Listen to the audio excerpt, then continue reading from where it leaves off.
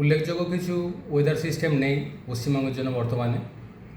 ফলে আগামী এক সপ্তাহ প্রধানত শুষ্ক ওয়েদারই থাকবে বেশিরভাগ জায়গাতে।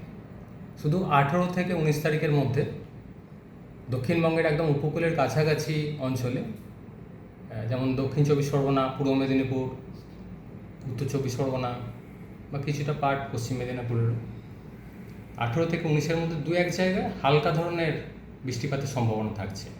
বৃষ্টিপাত থাকলেও সেটা সব জায়গায় না, দু এক জায়গায় থাকার সম্ভাবনা, এবং সেটাও স্বল্পস্থায়ী। এছাড়া অন্যান্য জেলাগুলো 18 থেকে 19-এর মধ্যে আংশিক মেঘলা আকাশ থাকার সম্ভাবনা এবং শুষ্ক ওয়েদার বেশিরভাগ জায়গায়। কলকাতা পার্শ্ববর্তী অঞ্চলের জন্য আগামী দুদিন অর্থাৎ 18 থেকে 19 তারিখ আংশিক মেঘলা আকাশ থাকার সম্ভাবনা। দিনের সর্বোচ্চ তাপমাত্রা প্রায় 33 ডিগ্রি কাছাকাছি থাকার সম্ভাবনা আগামী এক সপ্তাহ।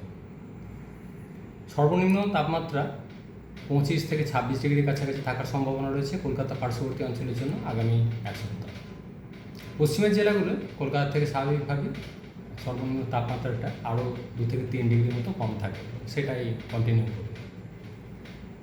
উত্তরবঙ্গের জন্য আগামী এক সপ্তাহ প্রধানত শুষ্ক ওয়েদার থাকার সম্ভাবনা।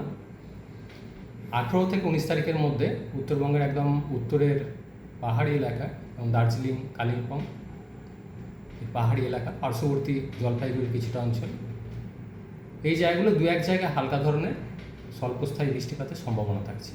এছাড়া উত্তরবঙ্গ প্রধানত শুষ্ক ওয়েদার থাকার সম্ভাবনা। সোমবার আংশিক মেঘলা আকাশ থাকার সম্ভাবনা, তারপর খুব একটা কিছু নেই, প্রধানত শুষ্ক ওয়েদারই থাকবে। উল্লেখযোগ্য কিছু এই মুহূর্তে সোম থেকে বুধ যেটা বললেন, উল্লেখযোগ্য কিছু ওয়েদার নেই, শুষ্ক ওয়েদার থাকবে অর্থাৎ হ্যাঁ, প্রধানত শুষ্ক ওয়েদার। পশ্চিমবঙ্গের জন্য উল্লেখযোগ্য কোনো ওয়েদার সিস্টেম বর্তমানে নেই, বা ইমিডিয়েট সেরকম কিছু নেই উল্লেখযোগ্য আগামী এক সপ্তাহের মধ্যে পশ্চিমবঙ্গের প্রভাব ফেলার মতো। একটা ঘূর্ণাবর্ত রয়েছে দক্ষিণ বঙ্গোপসাগর সংলগ্ন দক্ষিণ পূর্ব বঙ্গোপসাগরের কাছাকাছি, যেটা পরবর্তী সময় 21 তারিখ নাগাদ একটা নিম্নচাপে পরিণত হওয়ার সম্ভাবনা রয়েছে দক্ষিণ পূর্ব বঙ্গোপসাগরের কাছে, এবং ফার্দার পরবর্তী 48 ঘন্টায় অর্থাৎ 21 তারিখের পর আরও দুদিনের মধ্যে সেটা গভীর নিম্নচাপ অর্থাৎ ডিপ্রেশনে পরিণত হওয়ার সম্ভাবনা থাকছে।